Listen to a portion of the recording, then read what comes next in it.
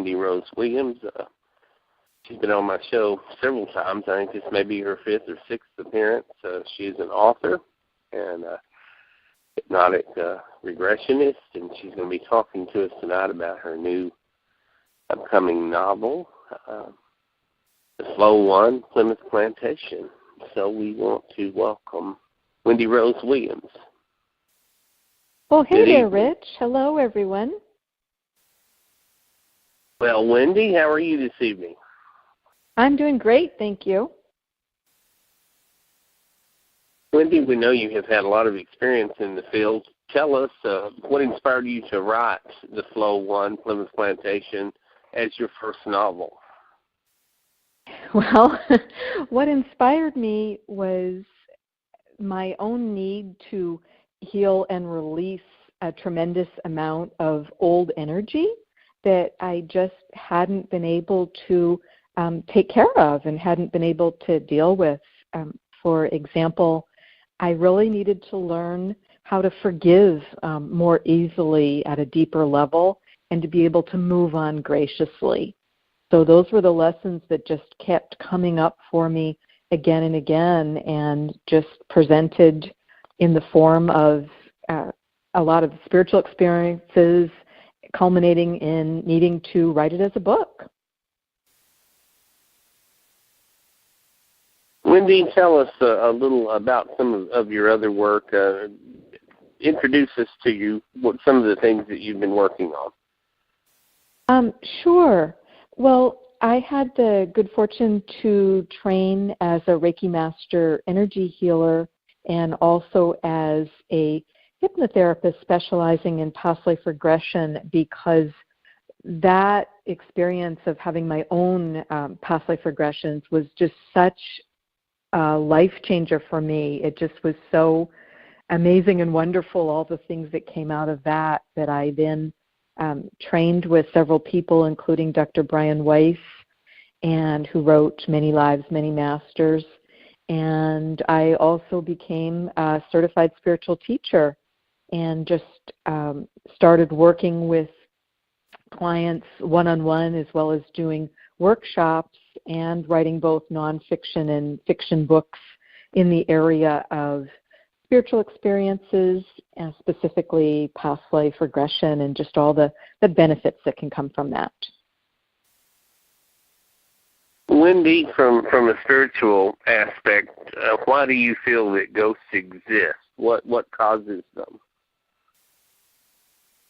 Well, my belief is that we incarnate many times, and we've got a certain percentage of our energy with us in any given incarnation, because part of it is still at home with the light or in heaven or whatever your belief system is for the correct term for that, whatever speaks to you the most. And when we are at the end of any given lifetime and drop our bodies as that one life form, we've then got a choice. Are we going to travel up to the light? And occasionally, some souls don't. They might be overly focused on the past. They might be looking back and have regrets, or be really focused on things or people that are still on Earth. They also might have died unexpectedly. So we see this a lot with wartime, which I'm thinking of with Veterans Day coming up soon. So there can just be a lot of confusion if there was a very sudden death.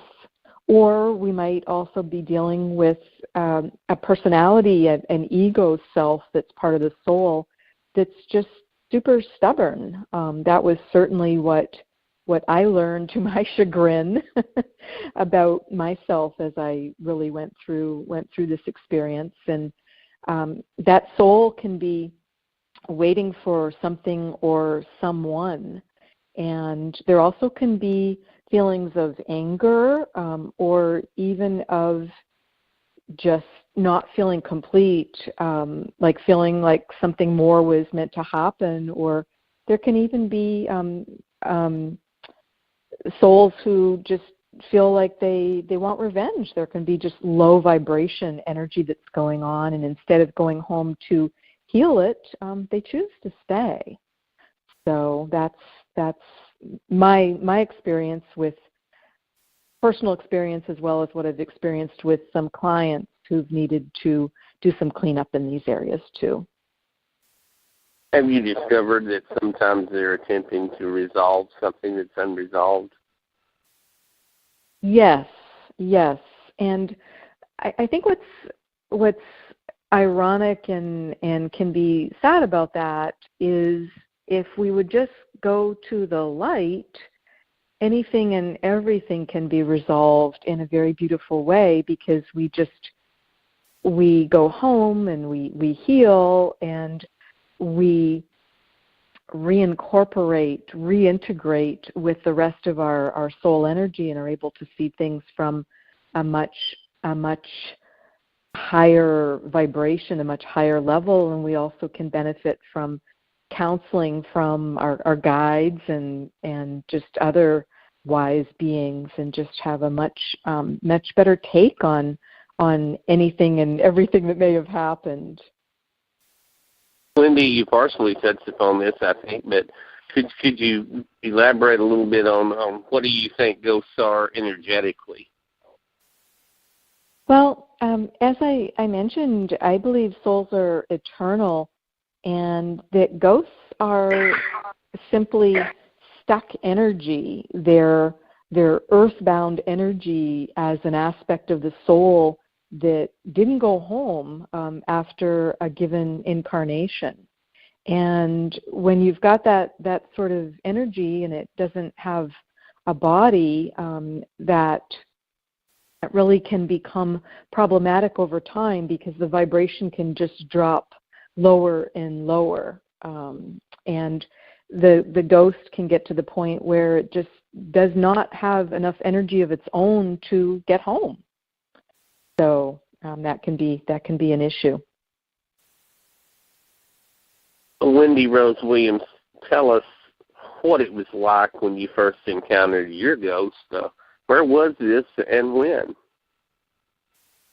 Well, my former husband and I were married in the late 1980s, in 1989, and about 6 months later, we purchased our first home in Boxford, Massachusetts, which is about an hour north of Boston. And within a couple weeks of moving into that home, I began having really vivid dreams about a young female from colonial times. And she was clearly heartbroken, and she was very clearly on our property. And I would just see her repeatedly climb up on top of a big rock, and she'd be peering through the woods that were around the edge of our property. We had a large lot that was 2 acres, and she'd be peering toward the water, and I just got the sense that she was waiting for the man that she loved to return.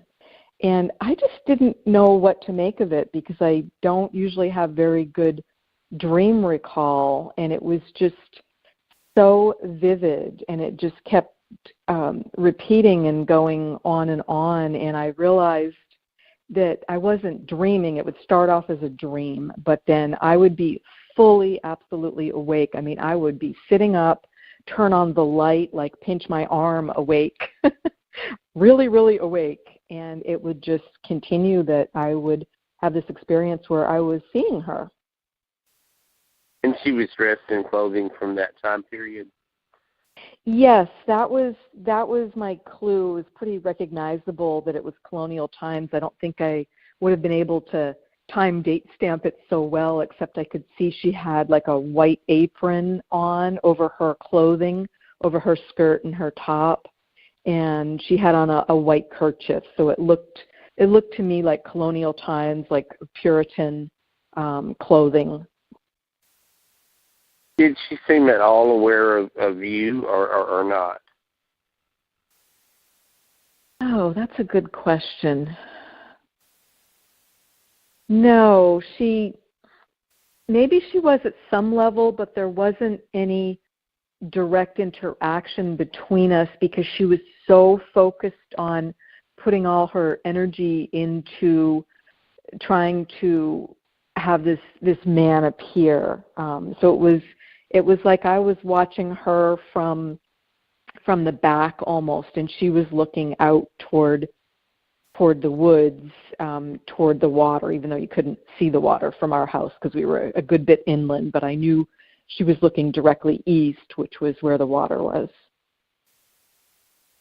Could you tell us a little more about her as you began to find out and discover and research? Do you mean right when I was first seeing her, when we were first living in the home? Well, and further on than that, if you want to take it further than that. Well, we lived there for 4 years, and I just was amazed by how many times I had this experience, and it just didn't seem to progress. It was very frustrating. It just felt like really very stuck energy, and I just didn't know what to make of it because I had never encountered a ghost before. It was hard for me to wrap my head around that this even was a ghost, because if you'd asked me before we moved into that house, did I believe in ghosts, I would have said, no, that just doesn't make sense to me. It's not logical. Probably would have been my response. But there was no way to deny the experience that I was having. And in the beginning, it was extremely frightening because it was so new to me and it was so different. But over time, I overcame my fear, and I just wanted to help her because she just clearly was just like emanating this heartbreak, this deep, deep heartbreak. But I just didn't know, what to do with it, or what to, how to help resolve it, or how to make this experience not just keep repeating, because it just felt like such a stuck loop. And it was such a strong energy that 3 other people who stayed overnight as overnight guests in our home, without my mentioning a single word about the experience or about her, because I didn't really know what to make of it. When I asked them the first morning after they'd slept in our home, how'd you sleep last night? Do you need any more blankets? Do you need more pillows? That kind of thing. 3 people took me aside from different visits and took me aside privately and said, I need to tell you about this really weird dream I had last night, and it was so real and it was so vivid. And they repeated essentially the same exact experience I was having. And that just floored me, because how could they be having the same experience when I'd never mentioned it to them? So I certainly hadn't influenced them in any way. Do you think she was attempting to communicate with them, or do you think that they just, on a certain level, were in touch with what was happening? I think the guests having the same experience was just to help me believe in myself, to know that the experience was very valid and very real, even though it was utterly out of left field to me and unusual and strange, and I'd never had an experience like that. I think it was pretty darn strong validation of it when 3 different people, again with 0 conversation with any of them, and they were there on different times, all had the same dream. And I think it was just to spur me to believe in myself, and to spur me to try and do something to resolve the issue, to believe in myself and to get myself together, quite literally. Exactly. It was a form of confirmation and validation, absolutely. Yes. Because I had thought originally that she was just someone who had lived on the same property a few hundred years earlier than me. Our house was built in the 1970s, and the way the dream would start, I would just see like the walls of our house would just fall away, and I would be seeing just the land, just the property, and then I would see this huge rock on it. And so I thought that rock had, been in that place before the house was built there and that she had lived there. Oh, I'm just getting a word play. I can't believe I never connected this before. Plymouth Rock. Mm-hmm. Mm-hmm. Yeah. Another little clue there I had missed. We talked a little bit about their nature. Do you feel that all ghosts should be helped to the light, Wendy? My personal belief is yes, Rich. I mean, certainly a ghost is a soul, and we all have free will. Whether we've dropped our body or not, we have free will. I don't believe you can force a ghost to go to the light, nor should you try and force anyone to do anything, but they certainly can be encouraged. And I just feel that there's a lot of reasons to do so, mainly to help that ghost themselves is the main reason, so that they're able to go home and to heal and just to reunite with loved ones, and to get a bigger perspective on what had happened to them in that lifetime. Certainly, there's some other cultures, that may not feel the same way. So I'm speaking from my personal belief and my personal experience from having helped walk other ghosts home. So that's my personal belief, that there's many reasons to do so. And there's also, unfortunately, sometimes a profit motive can come up from time to time when someone is promoting, like the most haunted mansion or haunted museum or bed and breakfast, or whatever that type of energy may be, and people, just are enjoying the experience of either scaring others or being scared themselves, that type of energy. And it's just not something that appeals to me. I just see it from a different perspective of, let's be respectful. This is a soul, and this is a soul that's most likely confused, lonely, sad, just going through a lot of negative emotions, and needs some compassion and needs some help. Tying all of this in with your new novel, Plymouth Plantation, why did Anne Warren Little refuse to go home for so long after her death in the 1600s at Plymouth Plantation? She refused to go home for several reasons. She died unexpectedly and very quickly during a war, Indian arrow to the left lower abdomen, and from not being prepared and just not expecting it just being so very sudden, when she stepped out on her little front stoop of her house to let her cat in, because she was hearing her cat meowing out on the front porch to be let in. It was like around 4 or 4:30 in the morning.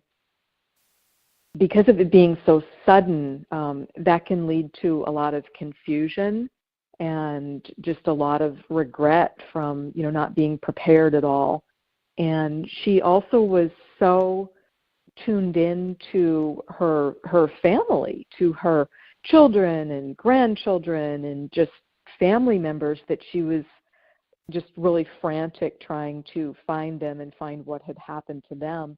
Again, not realizing it would have been better to have crossed over.